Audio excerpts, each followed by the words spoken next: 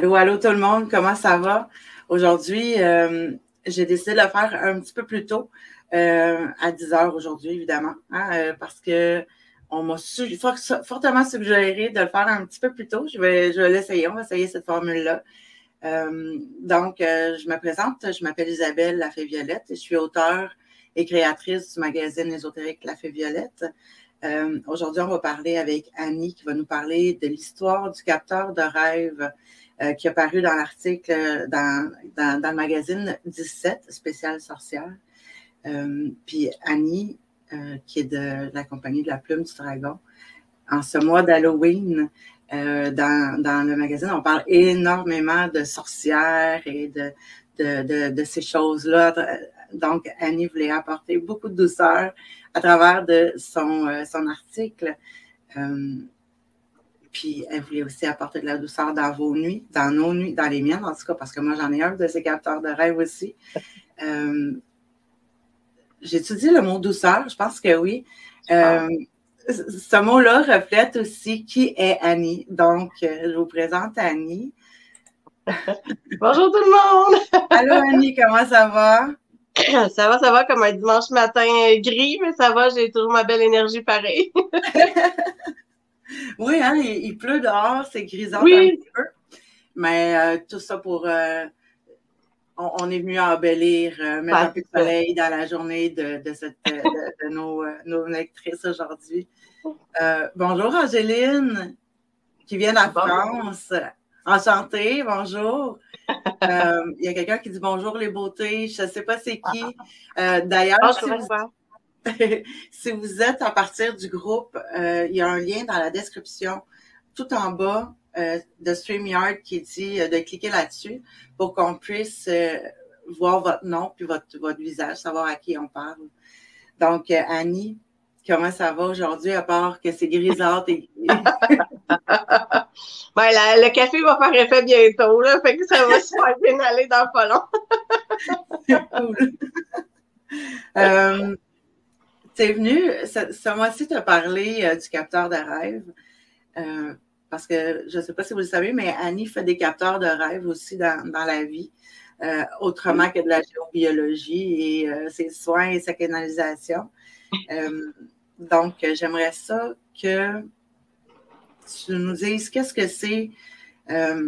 Moi, quand j'achetais un capteur de rêve, je savais que c'était pour éliminer les mauvais rêves. Mais au-delà de ça, je pense qu'il y a autre chose. Donc, c'est quoi un capteur de rêve, Annie? Excusez-moi. Le capteur de rêve, en fait, c'est ça, comme tu dis, oui, ça l'aide à attraper les mauvais rêves, les cauchemars. Tout ce qui est mauvaise vibration, mauvaise énergie qui peut se trouver dans une pièce, le capteur de rêve va l'absorber. En fait, tout ce qui doit être absorbé va être pris dans la toile d'araignée, dans le tissage du centre du capteur. Puis toute la douceur, la bonté, la bienveillance, la protection est supposée descendre vis-à-vis la personne, si on veut, si au-dessus de sa tête, exemple, là, par les plumes, puis se le diffuser.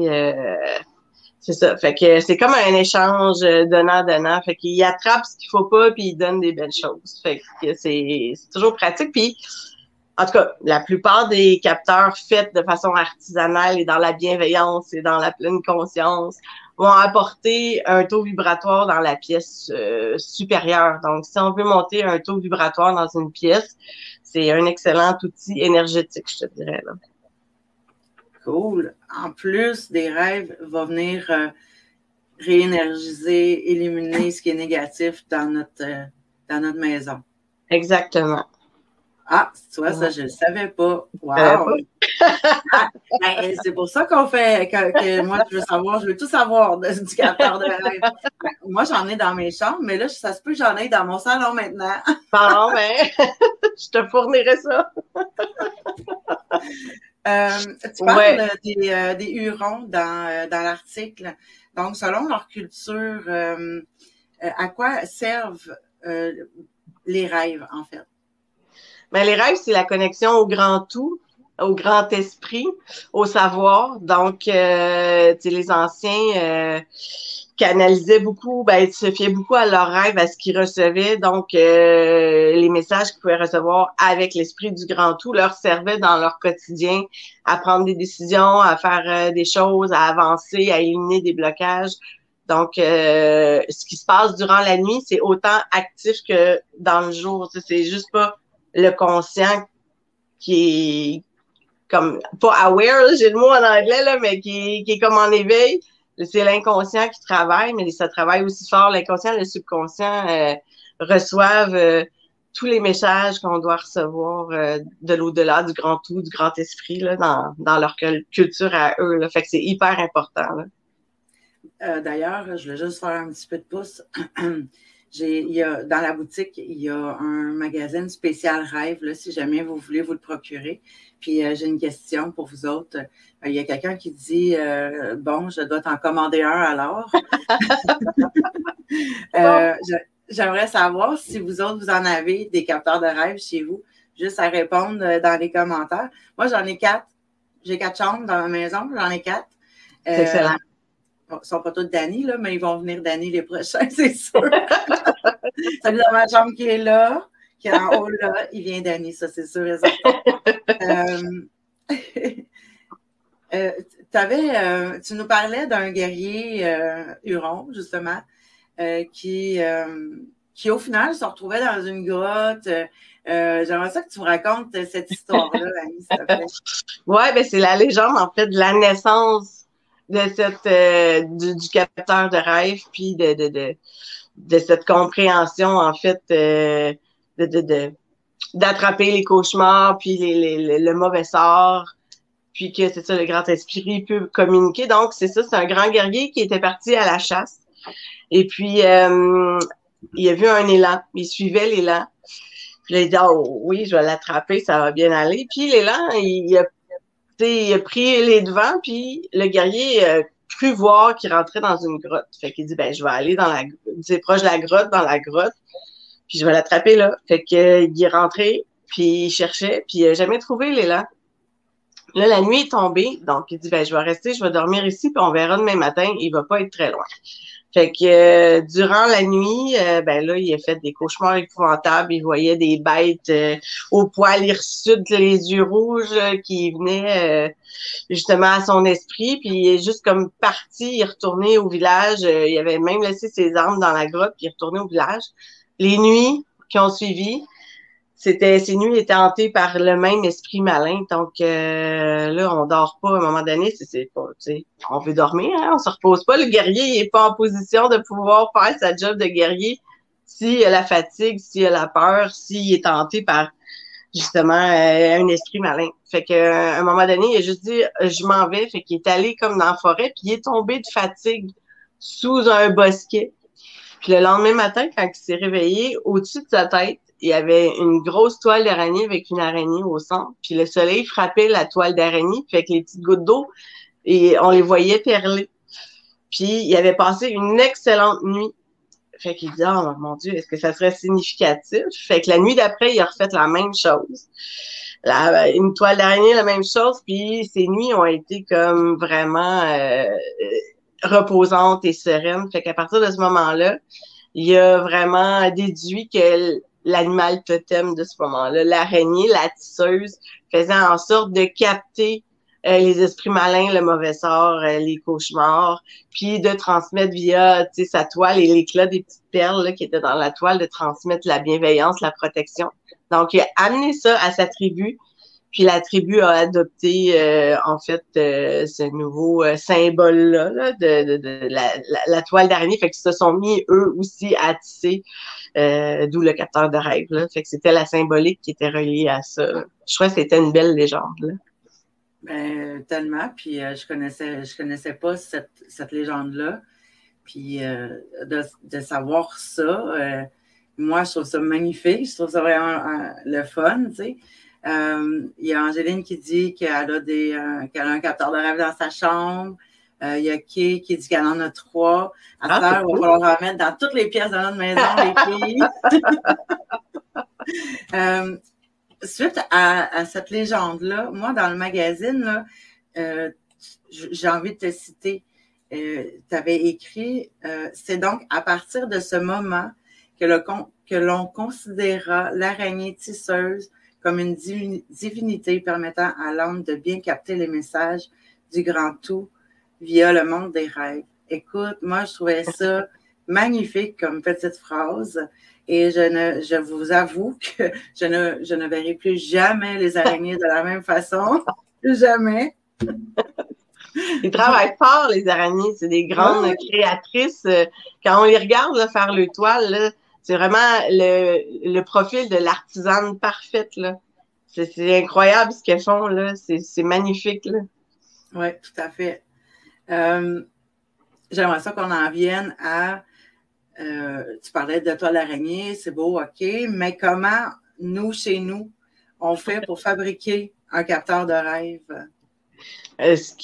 Moi, la façon dont moi je procède, en fait, comment moi je l'ai fait, puis comment je l'enseigne aussi, parce que jadis, avant la COVID, je faisais des ateliers de confection de capteurs de rêve. Ce qui est important, c'est vraiment pour le cerceau, de jamais utiliser du plastique ou des matières non naturelles. On privilégie le bois ou les métaux, parce que les métaux, les minéraux, bon, ça vient de la terre aussi, c'est conducteur, fait que ça, c'est super important. Si, exemple, on achète les capteurs de rêve dans des Dollarama ou des magasins un peu de ce style-là, qui s'est fait en plastique, vous allez avoir la beauté du capteur, mais il n'y aura pas de transfert énergétique qui va se faire vraiment. Là. Donc, c'est ça, le cerceau, c'est comme ça. Après ça, on procède au tissage de la toile. C'est sûr que je peux pas nécessairement le montrer là, le live, là. Mais dans la toile, moi, j'ajoute des pierres, des amulettes. Si quelqu'un, ce qui est quelque chose qui est représentatif ou qui est important pour lui quand il me passe une commande, mais je vais l'intégrer au capteur.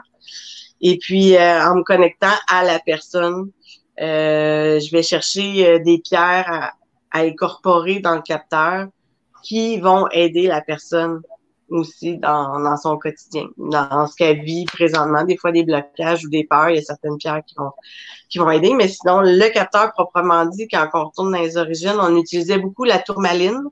Parce que la tourmaline, c'est une pierre qui est associée au psychique et aux songes et aux rêves.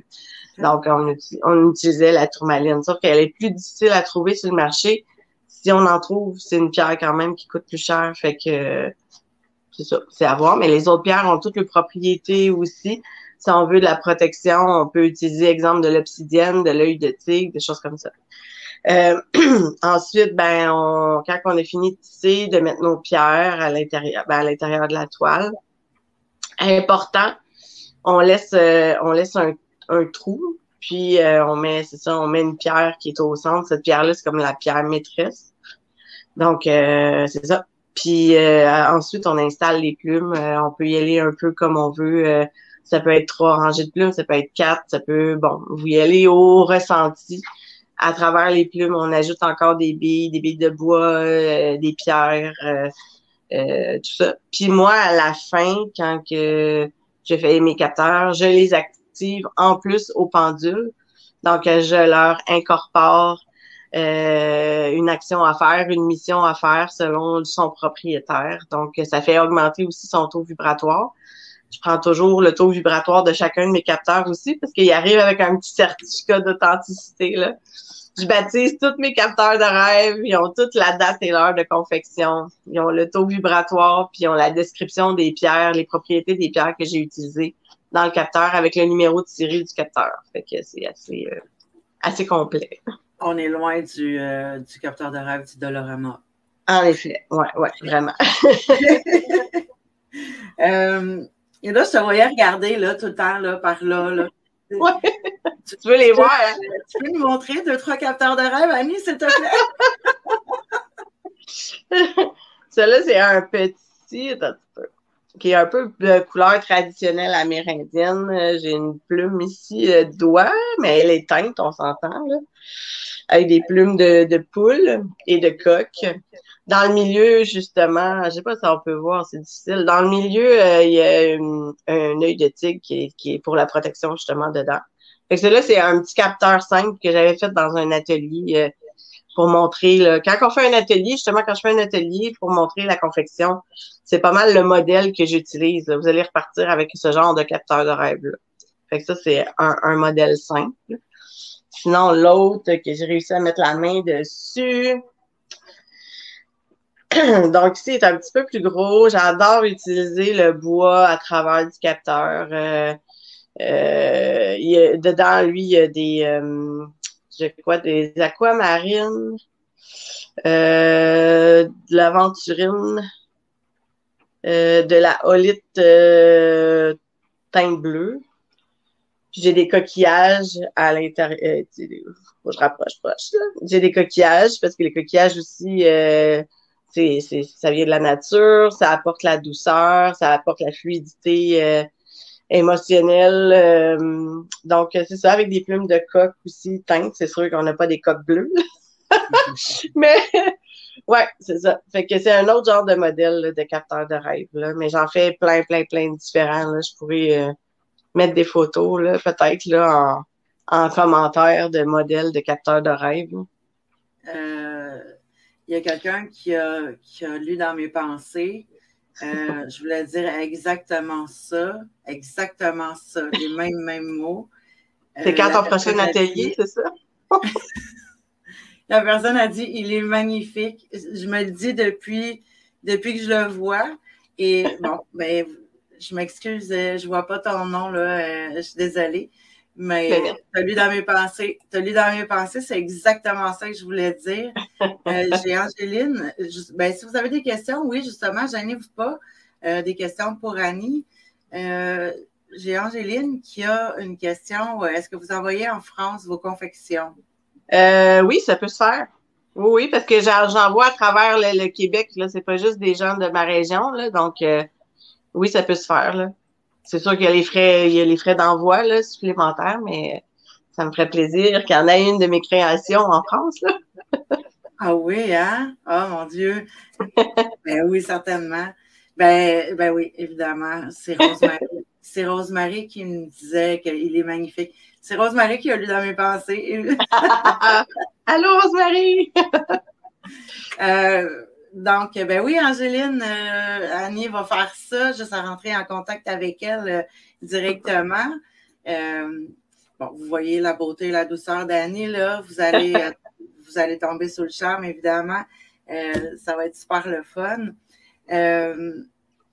Juste une parenthèse, je viens de penser à ça. Sur mon Instagram, si vous allez sur Instagram, la plume du dragon, c'est l'endroit où il y a vraiment plus de photos de mes capteurs de rêve. Donc, si vous voulez avoir une idée, vous pouvez aller jeter un coup d'œil là-bas. Je vais ajouter je suis en train de l'écrire pour ne pas l'oublier. Instagram, je vais l'ajouter le lien dans la description. Dans ma page Facebook aussi, j'ai un album de capteurs de rêve, mais je pense que c'est sur Instagram qu'il y en a le plus. Super. Allô, je m'excuse, je ne vois pas ton nom. C'est pour ça que quand vous êtes sur le groupe, il y a le lien StreamYard en bas, tout en bas de la description. Vous allez cliquer là-dessus. Rosemary me demandait comment faire, là. C'est ça, dans la description, tout en bas, il y a un lien StreamYard que tu cliques dessus, puis que vous pouvez aller. Vous avez juste un clic à faire ou deux, un clic, puis après ça, ben, c'est pour donner la permission à Facebook de vous montrer, votre nom puis votre photo, en fait. Mais de toute façon, écoute, sérieusement, moi, je suis agréablement surprise de cet article-là, de tout ce que tu nous as dit aujourd'hui. Écoute, juste cette légende-là, moi, je la trouve magnifique. Je la connaissais pas. Vraiment.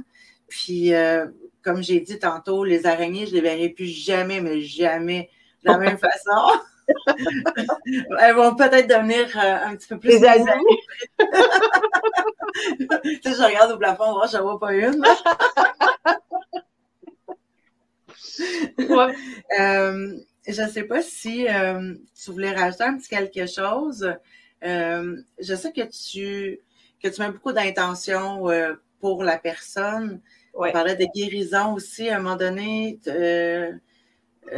Mais sinon, est-ce que tu as un petit quelque chose là, à rajouter là, par rapport à tout ça? Ben, les capteurs, en fait, ben, ça va chercher mon côté. J'ai eu un moment donné l'appel, j'ai un côté dans mes racines, j'ai appris même des deux côtés, là. Du côté de ma mère, c'est mon arrière-arrière-grand-mère. Puis du côté de mon père, c'est mon arrière-grand-mère qui était amérindienne. Donc, ça vient vraiment chercher mes racines à moi. J'avais comme un besoin de me replonger là-dedans. Fait que quand je fais les capteurs de rêve, c'est comme une espèce de transe en même temps pour moi parce que je suis comme dans mon moment présent, je focus, je pense à rien d'autre, je pense juste à la bonne énergie que je vais apporter au capteur pour que ça l'aide la personne chez elle. Là. Fait que c'est tout le temps dans un climat de bienveillance et de justement d'apporter, tu sais, le réconfort, la guérison à travers les pierres, à travers l'énergie que j'y mets. Là. Je trouvais important de l'activer. C'est pas tout le monde là, qui fait ça, je sais pas exactement. En tout cas, c'est un flash que j'ai eu, moi, de l'activer aussi, d'incorporer, tu sais, ce que je voulais qu'il soit incorporé dans l'aide du pendule, puis de prendre le taux vibratoire après, puis que ça m'indique vraiment à quelle fréquence il vibre.